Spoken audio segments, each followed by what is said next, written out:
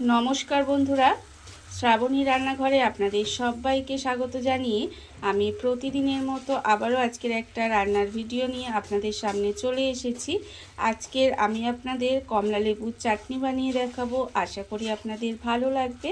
তার জন্য কিন্তু আমার পুরো ভিডিওটা আপনাদের দেখতে হবে। আর দেখা শুরু করার আগে একটা লাইক দেবেন, সুন্দর একটা কমেন্ট করবেন আর শেয়ার করতে ভুলবেন না। তাহলে চলুন আজকের আমি এই কমলা লেবুর চাটনিটা কিভাবে বানিয়েছি সেটা আপনারা একবার দেখে নিন। রান্নাটা করার জন্য প্রথমে আমি এখানে দেখুন গ্যাসটা অন করে একটা কড়া বসিয়ে দিয়েছি। এইবারে আমি কড়ার মধ্যে দিয়ে দেব সর্ষের তেল। এখানে কিন্তু আমি খুব বেশি তেল ব্যবহার করব না, অল্প সামান্য একটু সর্ষের তেল দিয়ে দিলাম। দিয়ে তেলটাকে এবার একটু গরম হতে দেব। তেলটা কিন্তু প্রথমে ভালোভাবে গরম করে নিতে হবে। তেলটা আমার এখানে গরম হয়ে গেছে। তেল কিন্তু আমি এখানে খুব ভালোভাবে গরম করে নিয়েছি। এইবার আমি এর মধ্যে দিয়ে দেব প্রথমে একটা শুকনো লঙ্কা। এর মধ্যে দিয়ে দিলাম, দিয়ে একটু নাড়াচাড়া করে নেব। এইবারে আমি এর মধ্যে দিয়ে দেব, দেখুন শুকনো লঙ্কাটা একটু নেড়ে চেড়ে ভেজে নিতে হবে। এইবারে আমি এর মধ্যে দিয়ে দেব পাঁচফোড়ন, অল্প সামান্য একটু কিন্তু এর মধ্যে পাঁচফোড়ন দিয়ে দেব। আর আমি প্রতিদিনের মতো আপনাদের একটা কথাই বলবো যে প্লিজ আমার ভিডিওটা আপনারা টেনে টেনে দেখবেন না, পুরো ভিডিওটা দেখুন। আশা করি আপনাদের ভালো লাগবে। দেখুন শুকনো লঙ্কা আর পাঁচফোড়নটা দিয়ে কিন্তু একটু ফোড়নটা ভেজে নিতে হবে। আর যখন দেখবেন ফোড়নটা ভাজা হয়ে গেছে তখন কিন্তু আমি এখানে কমলা লেবুগুলো দিয়ে দেব। আর কমলা লেবুর এখানে কিন্তু দানাগুলো, এই যে ভেতরের যে কমলা লেবুর দানা থাকে সেগুলো কিন্তু আমি ছাড়িয়ে নিয়েছি। তার কারণ এই কমলা লেবুর দানাটা যদি থাকে তাহলে চাটনিটা করলে কিন্তু তেতো হয়ে যেতে পারে। তাই অবশ্যই করে কিন্তু কমলা লেবুর যে ভিতরে দানাটা আছে সেটা কিন্তু ছাড়িয়ে নেবেন। এইবারে দেখুন অল্প তেল এই জন্যই দিয়েছি, চাটনিতে কিন্তু বেশি তেল লাগে না, তাই অল্প সামান্য তেল দিয়ে কিন্তু চাটনিটা একটু বানাচ্ছি। এইবারে দেখুন কমলা লেবুটা দিয়ে একটু নাড়াচাড়া করে নেব তেলের মধ্যে। নাড়াচাড়া করে নিয়ে একটু সময় এটাকে ঢাকা দিয়ে রান্না হতে দেব। ঢাকা দিয়ে আমি এটা একটু সময় এইভাবে রান্না হতে দিয়েছিলাম। এবার আমি আপনাদের ঢাকাটা খুলে দেখাচ্ছি। দেখুন একটু জাস্ট উল্টিয়ে পাল্টিয়ে নেড়ে নেব। নেড়ে নিয়ে এবার এর মধ্যে দিয়ে দেব নুন। এখানে কিন্তু আন্দাজ মতো নুনটা দিয়ে দিলাম। আর দেব আমি এখানে হলুদের গুঁড়ো, অল্প সামান্য একটু হলুদের গুঁড়ো দিয়ে দিলাম। দিয়ে আবারও কিন্তু এটাকে একটু মিশিয়ে নেব। মিশিয়ে নিয়ে আবারও একটু ঢাকা দিয়ে রান্না হতে দেব। এই রান্নাটা কিন্তু, এই চাটনি তো আমরা বাঙালিরা খেতে সবাই ভালোবাসি, তবে এই কমলা লেবু দিয়ে একদিন চাটনিটা বানিয়ে দেখবেন, খেতে কিন্তু ভীষণই সুন্দর হয়। দেখুন এইভাবে কিন্তু একটু নেড়ে ছেড়ে নিলাম। নেড়ে ছেড়ে নিয়ে আবারও একটু সময়টা ঢাকা দিয়ে রান্না হতে দিতে হবে। এইভাবে কিন্তু আরেকটু সময় ঢাকা দিয়ে রান্না হতে দিলে দেখবেন কমলা লেবুটা অনেকটাই নরম হয়ে যাবে। ঢাকা দিয়ে আমি কিন্তু এটা আরেকটু সময় এইভাবে রান্না হতে দিয়েছিলাম। আর দেখুন আপনারা এতে ফলে কিন্তু কমলা লেবুটা অনেকটাই নরম হয়ে গেছে। এইবারে আমি এই খুন্তি দিয়ে একটু এইভাবে থেতো থেতো করে দেব। লেবুটা এইভাবে যদি একটু থেতো থেতো করে দেওয়া যায় তাহলে কিন্তু চাটনিটা বা টকটা বলুন যাই বলুন খেতে ভীষণই সুন্দর হয়। এইভাবে একটু চিপে চিপে দেব। আর আমার চ্যানেলে নতুন বন্ধু পুরনো বন্ধু সবাইকেই বলছি আমার তরফ থেকে অনেক অনেক ভালোবাসা।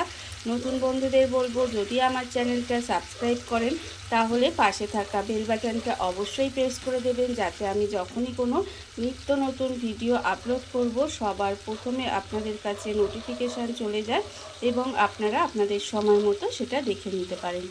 আর পুরনো বন্ধুদের বলবো এইভাবে আপনার সঙ্গে পথ চলার জন্য, আমাকে এগিয়ে যেতে সাহায্য করার জন্য আপনাদের অসংখ্য অসংখ্য ধন্যবাদ। দেখুন কমলা লেবুটা কিন্তু একটু এইভাবে চিপে চিপে দিলাম। এইবারে এর মধ্যে দিয়ে দেব চিনি। এখানে কিন্তু চিনিটার মাপটা বলে দিলাম না, আপনারা কতটা মিষ্টি খাবেন চাটনিটা সেটার ওপরে কিন্তু চিনিটা নির্ভর করছে, সেই জন্য আর বা লেবুটা কতটা টক সেটা বুঝে কিন্তু আপনারা এই চিনিটা ব্যবহার করবেন। এবারে দেখুন চিনিটা দিয়ে কিন্তু আমি এইভাবেই একটু সময় রান্নাটা হতে দেব। এইভাবে কিন্তু চিনিটা একটু গলে যাওয়া পর্যন্ত অপেক্ষা করতে হবে। ততক্ষণ পর্যন্ত কিন্তু একটু এইভাবে ঢাকা দিয়ে আবারও একটু সময় রান্নাটা হতে দিতে হবে। ভীষণই ভালো লাগে এই চাটনিটা খেতে। দেখুন এইভাবে আমি ঢাকা দিয়ে কিছুটা সময় রান্না হতে দেব। ঢাকা দিয়ে আমি কিন্তু এটাকে আবারও বেশ কিছুটা সময় এইভাবে একটু রান্নাটা হতে দিয়েছিলাম। এর ফলে দেখুন এখানে চিনিটা গলে গেছে আর দেখতে কতটা লোভনীয় হয়েছে। ভীষণই টেস্টি হয় এই চাটনিটা। আপনাদের বলছি যে আপনারাও কিন্তু এইভাবে এই চাটনিটা বানিয়ে খেয়ে দেখবেন, আপনাদেরও আশা করি ভীষণ ভীষণ ভালো লাগবে। দেখুন চিনিটা এইভাবে যখন গলে যাবে তখন কিন্তু এবার আমি এর মধ্যে দিয়ে দেব। দেখুন এখানে আমি দেব, এখানে আমার চাটনিটা প্রায় হয়ে এসেছে। চাটনিটা যখন দেখবেন হয়ে এসেছে তখন কিন্তু এর মধ্যে দিয়ে দিতে হবে এই যে আমি একটু লেবুর রস দিয়ে দিচ্ছি। এই লেবুর রসটা দিলে কি হয় বলুন তো, এই যে চিনিটা যে দেওয়া হয়েছে এই চিনিটা কিন্তু আর জমাট বাঁধবে না, খেতেও ভালো লাগবে। সেই জন্য এইখানে একটু লেবুর রসটা আমি ব্যবহার করেছি। লেবুর রস দিয়ে দিলাম, দিয়ে এবার এটাকে একটু মিশিয়ে দেব। খুব সহজে কিন্তু এই চাটনিটা হয়ে যায়। আর এরকম আমি একটু পাতলা পাতলাই রাখবো, আমার এরকমই খেতে ভালো লাগে।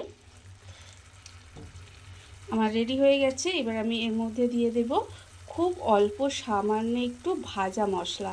এই ভাজা মশলার মধ্যে আছে তোমার শুকনো লঙ্কা, জিরে আর মৌরি একসঙ্গে শুকনো খোলায় ভেজে আমি একটু গুঁড়িয়ে নিয়েছিলাম। এটা হচ্ছে শুকনো লঙ্কা, গোটা জিরে আর মৌরি, সেটাই কিন্তু আমি গুঁড়ো করে রেখেছিলাম। এটা এর মধ্যে দিয়ে দিলাম। দিয়ে এবারে এটা দিলে কি হয় বলুন তো, একটা সুন্দর ফ্লেভার আসে, খেতেও কিন্তু ভীষণ ভালো লাগে চাটনিটা। অল্প সামান্য একটু দিয়ে দেবেন, দেখবেন ভীষণ ভালো লাগবে। দেখুন আমার কিন্তু এখানে কমলা লেবুর চাটনি একেবারে রেডি হয়ে গেছে। এইবারে আমি গ্যাসটা অফ করে দেব আর আপনাদের পরিবেশন করে দেখাবো ঠিক কেমন হলো। দেখুন বন্ধুরা, বাড়িতে থাকা কত অল্প উপকরণে কত অল্প সময় কত সুন্দর একটা কমলা লেবুর চাটনি তৈরি হয়ে গেছে, আপনারা দেখতেই পেলেন। আর এটা কিন্তু খেতে অসম্ভব সুন্দর হয়। এইভাবে আপনারাও একদিন হলেও বাড়িতে বানিয়ে দেখতে পারেন। আর এই ভিডিওটা যদি আপনাদের ভালো লেগে থাকে আপনারা আমার চ্যানেলটা সাবস্ক্রাইব করে এইভাবে আমার পাশে থেকে যেতে পারেন। তাহলে চলুন আজকের ভিডিওটা এই পর্যন্তই। নমস্কার।